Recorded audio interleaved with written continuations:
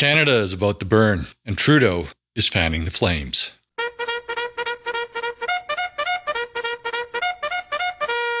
Hey everybody, welcome to my channel. I hope you're having a great day. This summer is shaping up to be a summer of violent protests, but we were warned about it. I predicted last week that if the culprits who shot up that school in North York weren't caught in short order, that the violence would continue and even escalate. Well, there have been more school shootings in Montreal and a firebombing in Vancouver. This was definitely predictable. All the signs were there. I'm going to play a highly edited 4-minute clip from the Rubin Report, which I'll link below. You can watch the full hour-plus clip if you follow that link.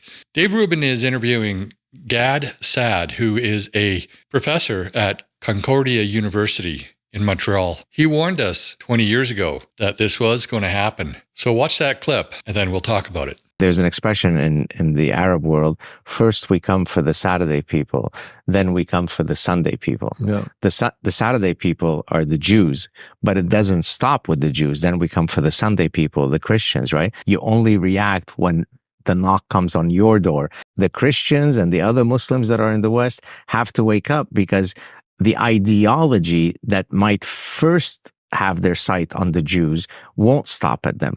You can't simply say this doesn't affect me because ultimately anti-Semitism doesn't come to my home. I'm Christian. I'm living in Arkansas. Give it 5 years, give it 50 years, give it 500 years. It will come for you. And so act now rather than then. So you're at Concordia University. It has become like a bizarre hotbed of the Hamas stuff and the yelling at Jewish students or whoever's left. Can't be the most fun place for you to work right now. And what do you think has happened at that university? Really, the reality is that it's just a reflection of the demographic situation at Concordia, which is there is an increasing number of students who come from those particular cultures and that particular religious heritage. And as those numbers increase, it becomes more difficult to be Jewish at that university. You have a government backed by Trudeau that certainly is not going to do anything to curb any of this. I would say actually is fueling an awful lot of it. I mean, just personally, for someone that cares about happiness and family and all that as much as you do, like, it's not easy. And you don't have the easiest family history. Exactly. And life biography. I'll give you an example that just happened about 2 weeks ago. Inter Miami had come to Montreal to play a game. I took my family to the game. As we were driving to get to the stadium, we crossed about a 6 to 8 block area where it was impossible for you to know whether it was in Raqqa, Syria, whether it was in Yemen, whether it was in Pakistan. It was just an endless sea of what looked like very hostile protesters and demonstrators and so on. I was worried, what if someone recognizes me and they have... So that's the reality. Now, it didn't take long, right? I mean, 10, 15 years ago, I was already warning people that this was coming. Well, now we're there. You guys have let in an awful amount of people, an awful lot of people. It doesn't seem like there's anything to stop. Right. So it's sort of what I asked you before, but I mean, from a Canadian perspective, it's like you guys are so damn nice. Yeah. You're just going to fall on the sword. Suicidal empathy, the topic of my next book. So look, I often use the following analogy, and we were talking earlier about our respective weight loss and so on. On any given day, one of 3 things can happen to your weight as a result of the decisions you make that day: the exercise you do, the food that you eat. My weight can go up, my weight can stay the same, or my weight can go down. There isn't another possible state of the world when it comes to my weight. Well, now let's apply that mechanism, that framework, to immigration. So if you let in people in the hundreds of thousands, if not millions, into your society, and those people are coming from cultures that have endemic Jew hatred, it's actually definitional to their societies. We know that in a million different ways, but let me just give you one way.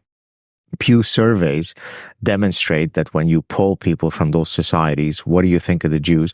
You get 95 to 99% of polled people that have dismal views of the Jews. It's not, I mean, if it were 10% of the polled people, that would be a very, difficult number to digest. Sure. When it's 95 to 99, so now we let in 500,000 people and assume we go with the 95% rate.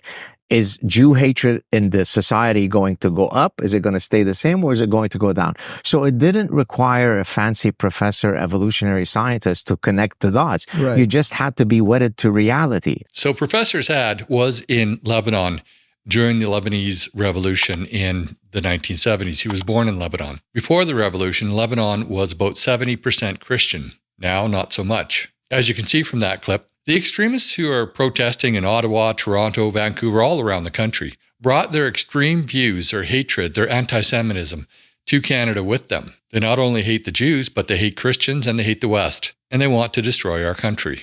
October 7th was a catalyst for them, and will continue to be their war crime until they're shut down. This summer being the most likely time of the year you will see protests in Canada, is shaping up to be a violent one. Expect to see an increase in these protests, in the hatred and the anti-Semitism, in the attacks on synagogues and schools, and probably even churches. If the government doesn't shut down these pro-terror protests, throw the Canadians who are calling for violence and revolution in jail, and deport the non-Canadians, this will only get worse. First they come for the Saturday people, then they come for the Sunday people, and then everyone else. But that's just my opinion. I'd love to know your thoughts. Put them in the comments below.